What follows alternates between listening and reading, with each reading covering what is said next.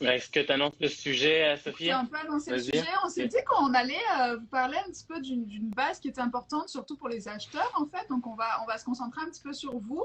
Puis, on voulait vous énumérer un petit peu tous les points importants à prévoir avant de se lancer dans l'achat d'une propriété. Petites choses auxquelles il faut penser, auxquelles il faut être préparé aussi avant de commencer, ne serait-ce qu'à chercher. Pour que le jour, le day one, où vous soyez prêt, que vous soyez seul ou avec un courtier, que voilà, vous sachiez où vous en allez, puis que vous êtes préparé un petit peu à toutes les étapes pardon, que vous allez avoir à gérer.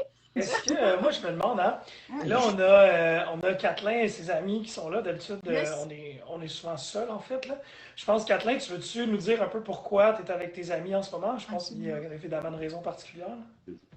Oui, absolument. Mais comme vous l'avez dit, le live qu'on fait en ce moment, c'est vraiment, on parle à propos des bases pour les acheteurs lorsqu'ils veulent acheter, commencer à avoir leur première propriété. Puis, justement, ben, mes amis sur lesquels je suis chez eux aujourd'hui, ben, eux, en ce moment, ils habitent dans un condo, un super beau condo dans la rive sud. Puis, eux, éventuellement, ben, ils vont chercher à s'acheter une maison. Donc c'est pour ça que je me suis dit, might as well, vu qu'on est chez vous, might as well vous faire partir du live. Puis genre, si vous avez des questions, ou genre, je sais qu'ils vont, comme je te dis, ils vont commencer à regarder ça éventuellement parce qu'ici, ils louent. Donc c'est ça. Donc c'est sûr que si vous avez des questions, ben gênez-vous pas. T'as déjà une question? Moi, je pense que tout le monde qui font leur premier achat, c'est ça qui se pose comme question. Comment trouver le bon courtier? Tu seras la meilleure personne placée pour répondre. Tu es à côté d'eux. Selon toi, comment on choisit un bon courtier? Parce qu'on est beaucoup de courtiers au Québec, il faut le savoir. Ouais. Là. Rappelez-moi les chiffres, peut-être, mais on est autour de 15 000, Au-dessus de 14 14 000. 000, ouais. À 14-15 000. Pour répondre à ta question. Tout d'abord, un bon courtier, ben, c'est sûr que déjà, si c'est un courtier avec qui tu as déjà une relation, ça aide. Pourquoi? Parce que tu connais, le courtier il connaît un peu tes goûts, il sait où tu habites, il sait également, je veux dire, le genre d'intérieur que tu aimes, tous les petits détails justement qui peuvent faire une différence dans vraiment dans les maisons que vous allez visiter ou quoi que ce soit. Donc ça, c'est la relation que tu as avec la personne. Donc, si je peux dire également aussi, c'est vraiment aussi au niveau du feeling lorsque tu rencontres le courtier, je veux dire, ça va beaucoup avec le feeling. Tu sais, il y a des courtiers qui sont vraiment, on peut dire qu'il y en a qui pensent à leur poche, mais il y en a d'autres qui vont penser plus vraiment au service qu'ils vont t'offrir. Donc, vraiment, je pense que le service, c'est vraiment quelque chose qui est vraiment non négociable dans l'industrie qu'on est, dans ce qu'on fait. Donc, vraiment, si on va vraiment 100% axer sur le service puis répondre aux demandes du client, c'est vraiment un deuxième point qui est un incontournable pour le fait aussi de choisir son courtier. Puis également, ce qui pourrait aider, c'est quelqu'un qui est éventuellement dans ton secteur.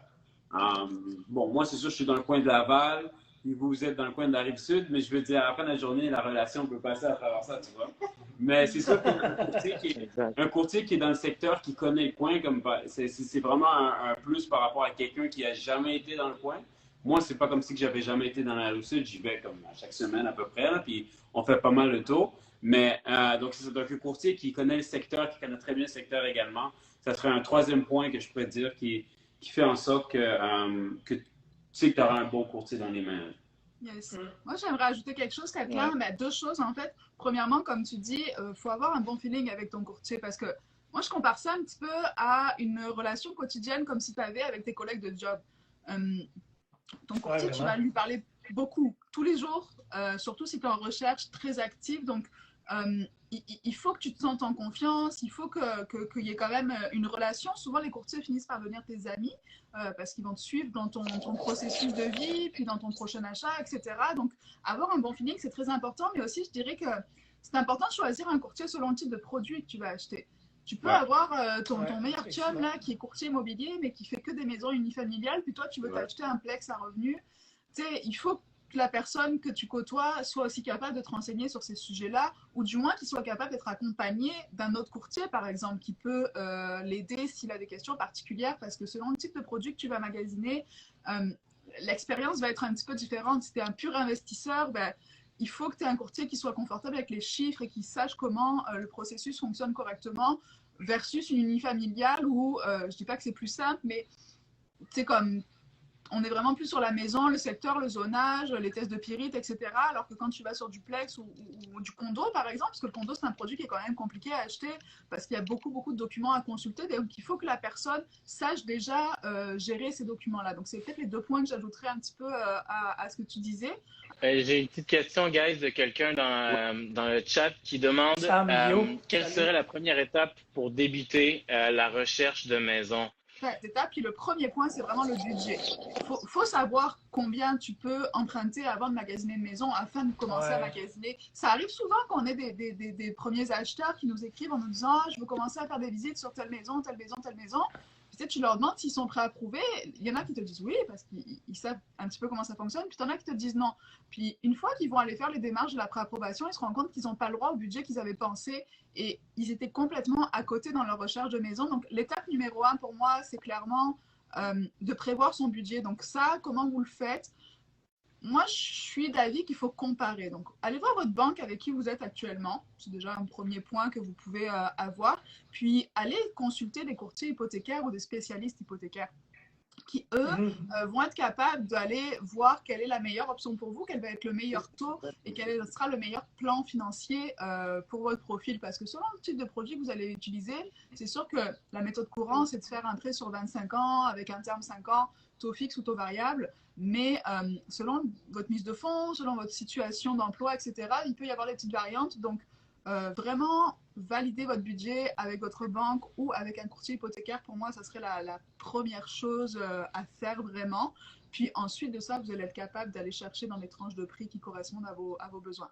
Oui, Sophie, vraiment. Puis un point important, c'est que la première étape se fait même pas dans l'immobilier, en fait. La première étape se fait dans le courtage hypothécaire. Puis, j'ai envie de vous dire un peu la même chose que ce qu'on vient juste de dire. Choisissez bien votre courtier immobilier, mais choisissez bien votre courtier hypothécaire aussi. Un exemple concret. Vous êtes capable de vous référer des courtiers hypothécaires aussi. Oui, évidemment. On est connecté avec plein de gens, puis c'est sûr. Puis, effectivement, que selon votre profil, on va peut-être vous suggérer la bonne personne aussi. Je vous donne un exemple. J'ai un couple en ce moment, là, début trentaine, jeune vingtaine, là, qui. Jeune vingtaine, fin vingtaine, début trentaine, pardon, qui magasine un immeuble à revenu. Puis, c'est des gens qui veulent quelqu'un d'efficace, quelqu'un de rapide. Donc, ils ont été contents que je leur suggère cette personne-là parce que c'est des gens allumés qui veulent des réponses rapidement. Donc, comme le courtier hypothécaire était de ce style-là aussi, ben, le fit était bon. Donc, exact. Puis nous, en tant que courtier, on va être amené à communiquer avec votre courtier hypothécaire aussi. Faut le savoir parce que quand vous magasinez, que vous avez un certain budget, puis que vous allez sur 1, 2, 3 propriétés, puis qu'on voit qu'il y a peut-être un petit bug quelque part dans le budget, ben non, on va être capable d'aller communiquer avec votre courtier hypothécaire ou avec votre banque en disant qu'est-ce que tu peux m'apporter, quelles sont les solutions qu'on pourrait trouver pour aider au mieux mon client dans la recherche de propriété. Puis on va aussi parler avec votre courtier hypothécaire si vous avez une offre d'achat acceptée, puis dans la réalisation des conditions de financement, etc. On a une vraie collaboration avec les courtiers hypothécaires. Donc nous, c'est pour ça qu'on est capable de vous en référer parce qu'on travaille régulièrement avec ces courtiers-là. Donc on sait s'ils sont compétents ou non dans la transaction. Mais oui, définitivement. Les courtiers hypothécaires aussi plus réactifs que les banques directement. Oui. Moi, ma question, c'est plus aussi un renseignement en tant que tel. C'est parce que là, présentement, on est dans un condo, puis ça nous coûte environ 1550 par mois. Puis ça fait déjà presque 2 ans qu'on est là. Mais l'affaire, c'est que on veut s'acheter une maison, on veut aller de l'avant. Mais en même temps, dans cette période-ci, il y a beaucoup de gens qui disent que non, ce n'est pas le bon moment d'acheter une maison parce qu'il y a trop d'acheteurs, il y a trop de vendeurs, comme c'est un peu mélangeant présentement. Mais moi, je me dis, c'est quand le bon moment pour acheter une maison? C'est quand le meilleur moment d'acheter de l'immobilier? C'était hier. C'est ça, c'est quand le meilleur moment? Parce qu'actuellement, avec l'inflation et tout ce qui se passe, il y a beaucoup de gens qui disent non, présentement, n'achète pas. Mais là, je me dis, mais attends, le prix que je paye pour le condo, je pourrais payer l'hypothèque, mais c'est quand le bon moment d'aller de l'argent? C'est quand, en fait? Il faut. Puis si je peux commencer, guys, celle-là, je l'aime. Dans le fond, il faut, quand tu achètes quelque chose, il faut que tu es dans la vision que c'est pour du long terme. C'est un investissement à long terme. Fait que le meilleur moment, c'est de se lancer, en fait. C'était hier. L'immobilier, on ne sait pas si demain ça va crasher, on ne sait pas si ça va continuer. Mais pour l'instant, tout ce qu'on sait, c'est qu'il y a un gros manque de propriétés à vendre sur le marché. puis que le marché est comme ça, puis ça fait des années et des années que la courbe de l'immobilier monte. Fait à chaque fois, il y a quelqu'un qui dit « Ah non, ici, c'était trop cher. » Mais quand il se rend ici, « Ah non, c'était trop cher. » Puis là, il achète quand il était rendu là. Le meilleur moment, c'est de se lancer directement. Il faut arrêter, il faut se débarrasser du logement, du loyer. Vous payez l'hypothèque de quelqu'un d'autre. Commencez à prendre l'hypothèque pour vous. C'est comme investir. C'est un investissement forcé. Puis ça, dans 10 ans, peu importe si ça crash l'année prochaine, on sait que dans 10 ans, le prix va continuer à monter. Fait que c'est pour moi, c'est pour ça que le meilleur moment d'acheter, c'est hier. C'est le plus tôt possible. Vas-y, Sophie. Si tu es prêt mentalement et financièrement de te lancer dans une aventure comme acheter une propriété, ben, fais-le. Pourquoi laisser ton argent, tes économies dormir sur ton compte puis continuer à payer un loyer, comme dit Kevin?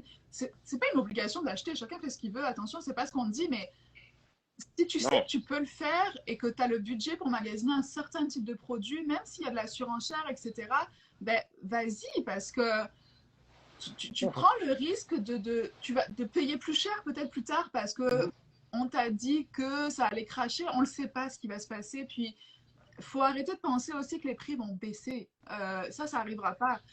On va arriver certainement sur un niveau plateau. Ça, je peux l'entendre, je peux le dire. Mais si ton attente, c'est de te dire que je vais attendre parce que les propriétés vont baisser, déjà, tu es dans le mauvais chemin, c'est sûr. Donc, si on regarde les données... Ta mise de fonds, go, vas-y, là. Puis parce que tu ne sais pas si ta recherche de propriété, elle va prendre 2 semaines, 1 mois ou 1 an, tu sais. Donc, c'est pour ça. Puis si on regarde les données centristes, là, dans les 10 dernières années, l'immobilier au Québec, en général, n'a jamais baissé. Fait que, on ne peut pas regarder vers l'avant parce qu'on ne connaît pas le futur, mais si on regarde vers l'arrière, ben, l'immobilier, c'est un investissement qui est toujours béton, là, sans mauvais Tout le monde a besoin de se loger, tout le monde.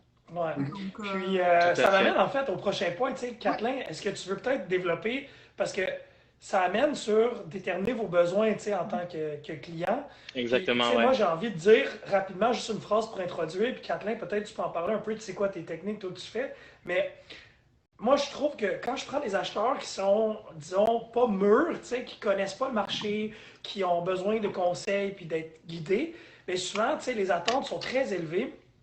Puis finalement, ils se rendent compte, OK, avec le budget que j'ai, je dois baisser mes attentes. Puis souvent, il y en a qui sont découragés de ça. Mais j'ai envie de vous dire, bien, si vous êtes un couple et vous voulez absolument un condo, 2 chambres à coucher, là, vous vous rendez compte que vous pouvez vous permettre seulement un condo avec une chambre à coucher, foncez quand même. Parce que par le temps que vous êtes locataire, ben, comme on n'arrête pas de dire, là, vous payez l'hypothèque de quelqu'un d'autre. Donc, prenez plus petit, prenez sur vous, mais c'est le premier qui est difficile. Puis une fois que le premier, là, il est attaché, après, ça va être de plus en plus facile.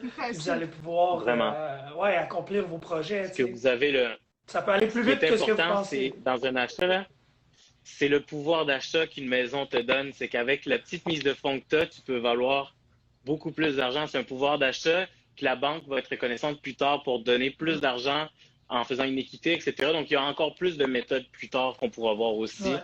Mais c'est pour ça que la première maison, c'est la plus dure, puis ensuite, c'est beaucoup plus facile. Ouais. Donc, déterminer tes besoins, c'est juste de savoir quels sont tes points primordiaux. Tu sais, comme pour la petite anecdote, lundi, j'ai eu un rendez-vous avec un nouvel acheteur qui cherche pour un condo une chambre, puis on commence à regarder ensemble, etc. Puis là, il me dit, ah, par contre, Sophie, moi, j'ai un point là, c'est non négociable, je veux un lave-vaisselle. Puis tu sais, j'étais un peu surprise, mais en même temps, je lui dis, ok, genre, donc tu veux une chambre, tu sais, je comprends, mais tu sais, pour moi, c'est pas un besoin primordial. Tu sais, comme ton besoin primordial, c'est d'avoir une chambre à coucher, que ça soit dans un bon secteur, avec une bonne localisation. Puis, selon les besoins, si tu as une famille avec des enfants, tu veux être proche de l'école de tes enfants. Tu veux peut-être être proche de ton travail parce que tu veux pas passer une heure dans le trafic tous les soirs. Tu sais, pour moi, c'est ça, déterminer ses besoins. Puis, les petites options comme le lave-vaisselle ou, bah, tu sais, oui, on veut que ça soit lumineux, etc. Mais ça, pour moi, c'est des petits détails. Donc, déterminer ses besoins, c'est vraiment le secteur. Si tu veux des commerces autour, puis si tu as besoin d'écoles, etc. Puis il faut aussi penser que tu vas probablement leur vendre ton bien après. Donc, ça ne te dérange pas d'acheter un demi-sous-sol qui soit sombre, mais si tu veux le revendre dans 5 ans, il faut que tu sois sûr d'avoir un retour sur ton investissement, puis que tu vas attirer une nouvelle source d'acheteurs. Donc, pense aussi à l'après. Il y a tes besoins à toi, mais il y a aussi ce que les gens cherchent et ce qu'ils vont être capables de... Pourquoi ils vont être capables de dépenser. Donc, en ce moment, c'est facile, tout se vend. Mais voilà, vraiment, allez-y par ordre de priorité. Là, si tu cherches une maison ou un condo, si tu veux être plus en campagne ou en ville, puis ça va être aussi déterminé par rapport à ton budget.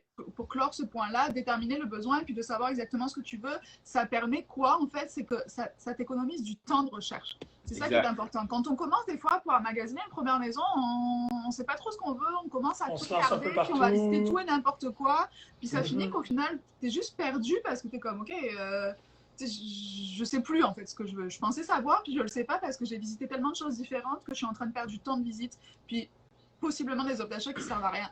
Donc ça permet vraiment pour toi en tant qu'acheteur, voilà, aussi pour ton courtier, parce que le rôle de ton courtier, c'est d'aller chercher les meilleures propriétés pour toi. Le but, c'est vraiment d'économiser ton temps, puis d'aller te concentrer, surtout dans un marché comme on a aujourd'hui qui est assez fou, là, c'est un peu la jungle. T'as pas envie de passer tes week-ends à aller visiter des maisons que tu vas probablement pas acheter. Donc, vraiment, vaut mieux en visiter une ou deux par week-end dans la semaine selon ton temps et d'être sûr à l'avance que tu vas faire une offre d'achat sur une des deux maisons plutôt que d'en visiter 5 sans savoir laquelle tu vas acheter. C'est ce que je conseille à mes clients en tout cas. Le point qui est important, c'est qu'il y a plusieurs dépenses dans un achat. Il n'y a pas juste la mise de fonds qu'on doit prévoir ainsi que le prêt hypothécaire à payer, mais aussi les dépenses qui sont annexes à la transaction. Donc, on peut en parler un petit peu. Je peux nommer un des points. Il faut l'inspection, il faut le notaire aussi. Donc, je pense que tu voulais rajouter un truc, Sophie. Non, mais parce qu'il y en a qui ne savent pas la base de mise de fonds, etc. Fait que je pense que ça serait pertinent quand même de le dire. Il faut savoir que quand tu achètes une propriété au Québec, il y a un minimum de mise de fonds qui est imposé qui est de 5%. 5% pour unifamilial, condo, divise ou duplex, par exemple. Après, selon, si vous n'avez pas cette si tu es propriétaire occupant. Si tu es propriétaire occupant. Donc, c'est minimum 5%. Et puis, pour d'autres types de propriétés, comme c'est ça, si tu souhaites être investisseur pour un duplex ou plus, ou que tu veux acheter un condo indivis, ça prendra peut-être un sujet séparé, mais ça va être jusqu'à 20%. Donc, si tu as ton 5%, c'est super. Si tu l'as pas, il y a quand même des programmes gouvernementaux qui peuvent t'aider à obtenir cette mise de fonds, que ça soit utiliser tes REER ou des programmes d'accès à la propriété, etc. Ça, votre courtier va pouvoir vous conseiller, ainsi que votre courtier hypothécaire aussi. Donc, c'est quand même la base qu'il faut connaître, c'est la mise de fonds. Puis, si tu n'as pas une mise de fonds, si ta mise de fonds est inférieure à 20%, tu vas être obligé de faire assurer ton prêt par la Société canadienne d'hypothèque au logement. Dans le fond, c'est la Société canadienne d'hypothèque et des logements. C'est pour tout ce qui est en bas, toutes les mises de fonds qui sont en bas de 20%.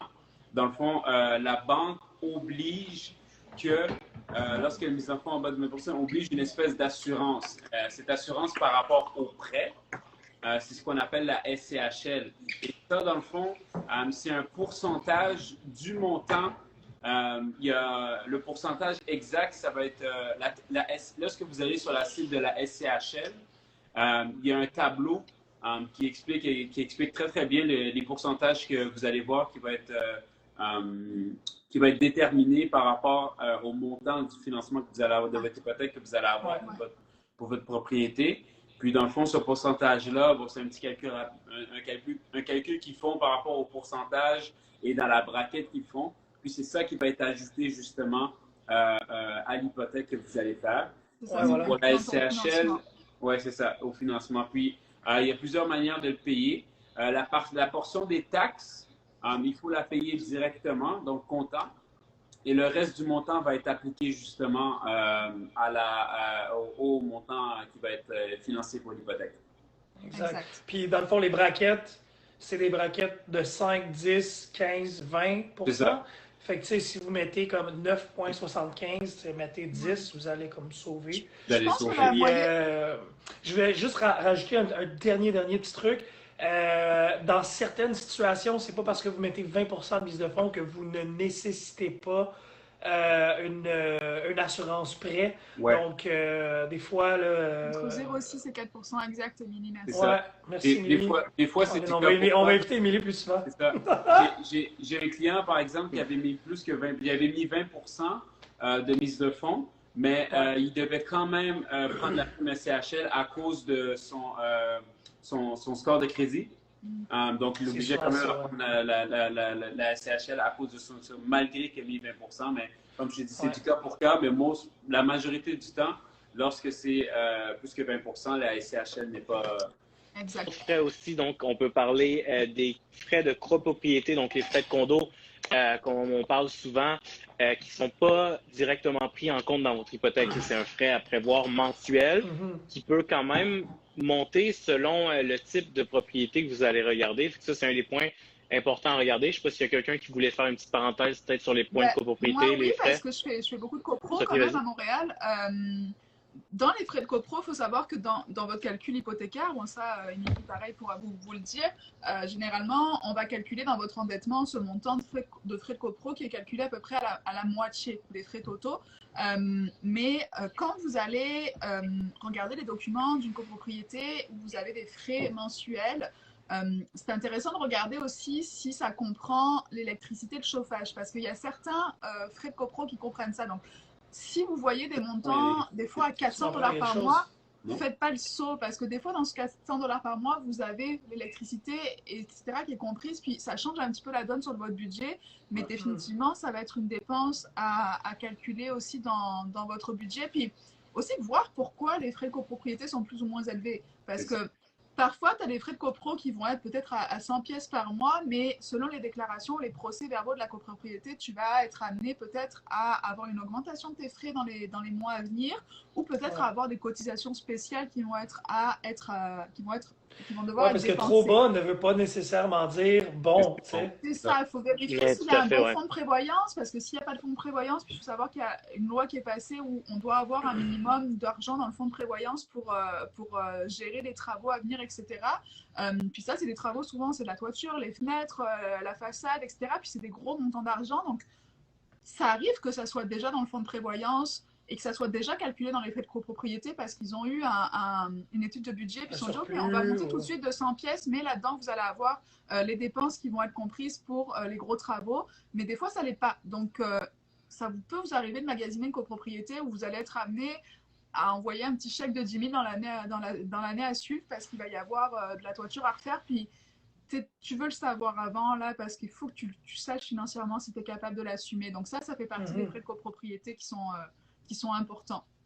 Voilà, je pense Moi, j'ai envie de te dire rapidement, là, parce que toi, tu travailles beaucoup les condos à Montréal, puis moi, je suis un petit peu plus dans le secteur où c'est des unifamiliales, mais quand vous avez une unifamiliale, peut-être si vous n'êtes pas trop serré la ceinture, mettez-vous donc un genre de 100$ par mois de plus de votre hypothèque, des frais de condo, parce qu'éventuellement, la toiture va être à changer, vous allez avoir à faire du paysagement, ces choses-là. Fait comme quand vous avez un montant dans un compte là, qui roule, puis mettez ça dans vous en parlerez à Kevin, là, mais mettez ça dans un fonds de placement là, qui vous fait grimper un peu de l'investissement. Fait qu'au moins, d'un côté, votre argent que vous mettez à travail aussi. Bref, conseil de la semaine. OK. Exact. Donc, il y avait aussi d'autres dépenses à prévoir. Donc, on parle aussi du notaire. C'est sûr que le notaire est toujours pris en charge par l'acheteur. Donc, c'est décidé du notaire. Là-dessus, il y a une petite, je pense, parenthèse qu'on doit dire, c'est de ne pas y aller avec le prix. Quand on choisit un notaire, c'est celui qui officialise la vente à la fin. S'il y a une couille, comme on dit, c'est directement lié un peu avec le notaire. C'est un bon notaire, va pouvoir s'en apercevoir, etc. Donc, il ne faut pas lésiner sur ce moyen-là. Je pense que c'est important. Parenthèse, on parle de bon courtier, puis on parle du notaire en ce moment.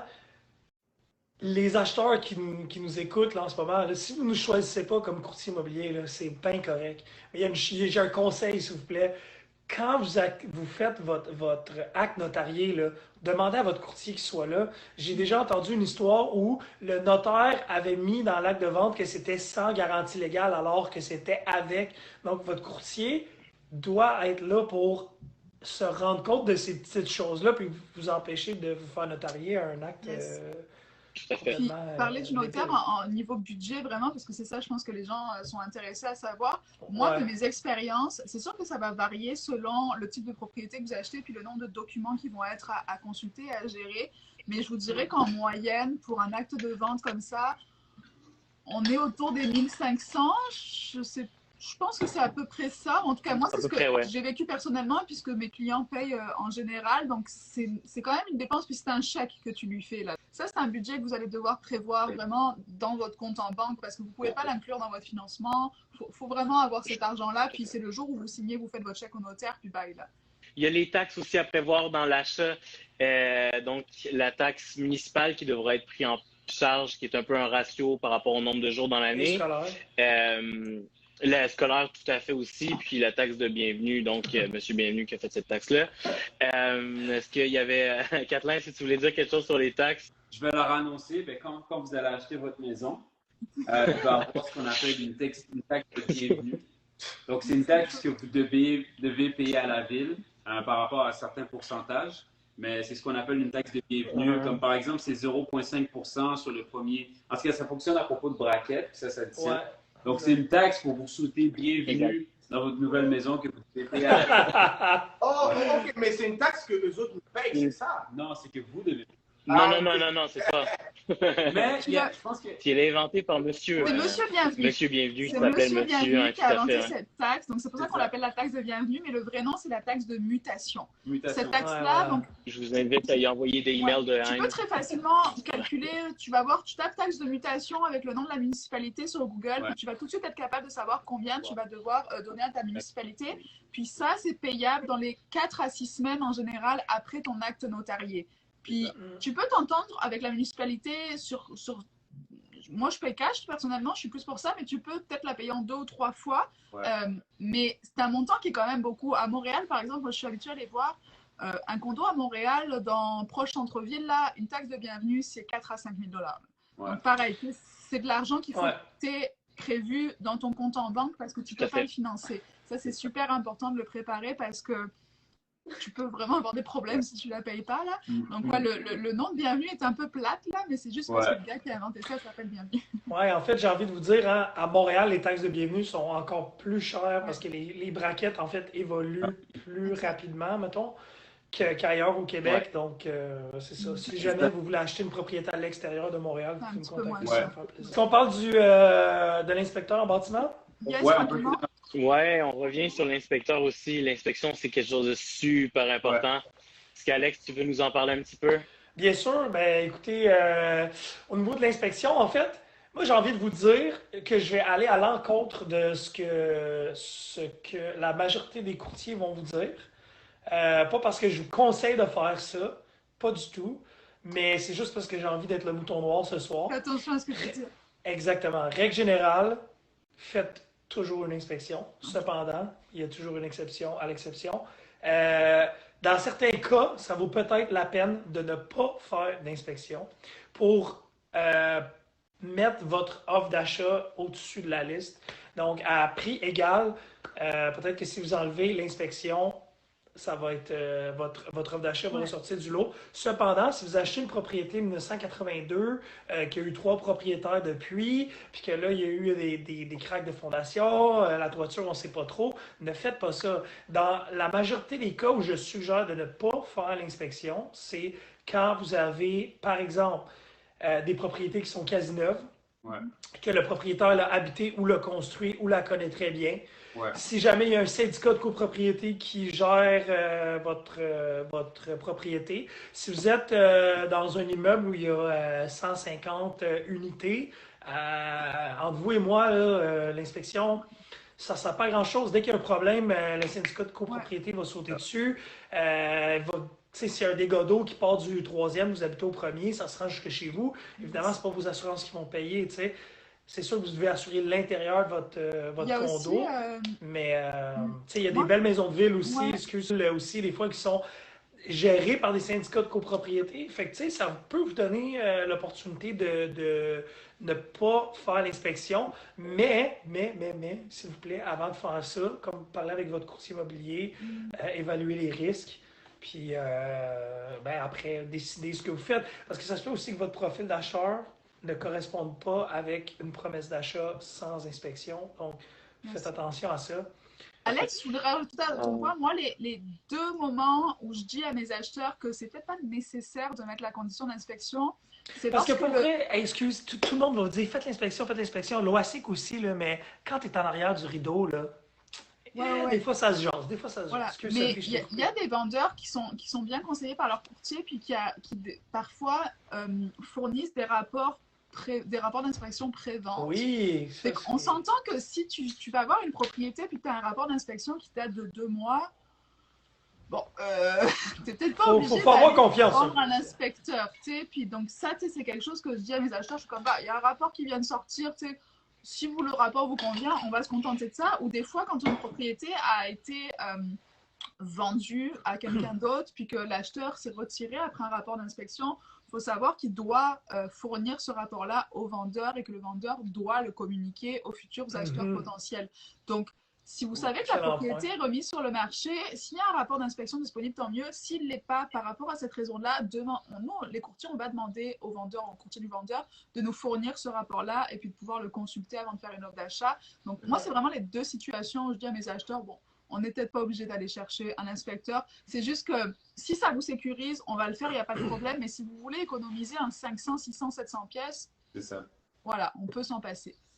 Mais pour un vendeur qui veut mettre sa maison à vendre, si vous ne voulez pas avoir des conditions d'inspection, vous voulez éviter ça, faites une inspection pré-vente, Voilà. mettez-la dans les documents, puis comme ça, le prix, il va être moins négociable, vous allez avoir bien plus parce que l'inspection sera déjà faite et vous allez avoir tous les outils dans vos mains pour contrer les acheteurs ou le courtier d'acheteurs ou quoi que ce soit. Donc, c'est tout à vos avantages à tous les vendeurs qui veulent vendre leur maison ou même leur condo, peu importe, de faire une inspection pré-achat. C'est que des outils que vous mettez dans votre coffre à outils. Il faut que vous soyez là à l'inspection aussi. Hein. Mais oui, s'il vous plaît, ça présent c'est un avec votre must. courtier à Un l'inspection. must. Ouais. C'est cool les soyez inspections, là. moi j'aime ça. Ben oui, c'est très cool. Ben honnêtement, c'est Ouais, très c'est cool. fun. Ben, c'est Ouais. ça. Kev, comment tu fais pour choisir le bon inspecteur pour tes clients d'habitude? C'est des contacts que j'ai. C'est une question. Tu travailles avec les gens avec qui tu travailles d'habitude, tu sais. Comme pour choisir son courtier, ce qui est important, c'est d'avoir un bon lien de confiance avec la personne. Quand tu sais que la personne travaille bien, c'est quelqu'un de confiance, je pense que tu peux y aller. Donc, ça, c'était pour un peu répondre. Pour finir sur le point un peu de l'inspecteur, parce qu'on a parlé quand même beaucoup pendant une grosse heure. C'était vraiment cool, guys. Ouais. Merci aussi à tes amis, Kathleen, d'avoir posé des questions. Ça a rendu le live vraiment plus dynamique. C'est ça, moi je vais être le mouton noir de vous trois finalement. Moi, je la conseille tout le temps. Pour avoir lu beaucoup de rapports, comme on faisait à l'école, etc., c'est un peu votre assurance. Parce que s'il y a un vice caché, puis qu'on va demander est-ce que vous avez fait inspecter, puis que vous dites non, je pense pas que vous ayez autant de chance que si vous l'avez fait. Puis de toute façon, si quelqu'un vous vend quelque chose puis qu'il est susceptible de ne pas prendre votre offre à cause de l'inspection, c'est peut-être parce qu'il y a quelque chose à cacher aussi. Donc, on va terminer rapidement avec les derniers frais qui restent. On peut en nommer un chacun, je vais dire ça comme ça. Le déménagement, moi, je paye des déménageurs. C'est hors de question que je passe une demi-journée à faire ça ou une demi-journée. Une journée au complet, fait que je paye des déménageurs. C'est un luxe que j'aime me payer. Je sais pas pour vous, guys, est-ce que vous prenez des déménageurs? Non, moi je prends mes amis puis je leur achète de la pizza. C'est pizza. Ça, c'est effectif. Moi je te dirais en tant que C'est femme, nickel. peut-être que tes amis Kathleen qui vont plus tard acheter une maison, la compagne de ton ami sera d'accord avec moi, mais le budget d'éco là, c'est important à prévoir là. Tu sais, comme on se rend pas compte, mais ça coûte très cher. Surtout quand tu passes d'un condo à une maison, faut remplir l'espace là. Ah ouais. Donc les frais de déco, d'ameublement, de décoration, puis les petits travaux aussi, parce que c'est pas tout le temps qu'on peut acheter un clé en main là. Ben non, il y aura toujours des bobos. Des fois, il y a de la peinture à faire, des petites choses comme ça, où tu as lu le rapport d'inspection, puis tu as vu qu'il y avait des petites fissures, tu te dis, bon, ok, j'achète quand même la maison, mais il faut les combler, ces fissures, avant que ton sous-sol soit plein d'eau, là. Donc, tu sais, comme Janek, je sais pas si on serait capable de dire, peut-être, surtout pour tes amis qui sont là en ce moment, entre la mise de fonds, l'inspecteur, le notaire, etc., combien il faut que tu aies d'argent quand tu achètes? Combien il faut que tu aies de côté? Quand je parlais avec Jonathan, qui est courtier hypothécaire maintenant, dans le fond, il me disait que c'était 1,5 % de la mise de fonds que tu devrais avoir à peu près dans ton compte en manque de liquidité. Ça, c'est pour couvrir les premiers trucs. Après, c'est sûr que si dans la DV, c'est indiqué qu'il faut changer le thermopompe à 15 000, ben, c'est des frais qu'on peut pas. 1,5 plus. On peut pas le savoir tant qu'on ne l'achète pas, là, mais c'est 1,5 % du montant de la valeur de la maison qu'on doit avoir en liquidité.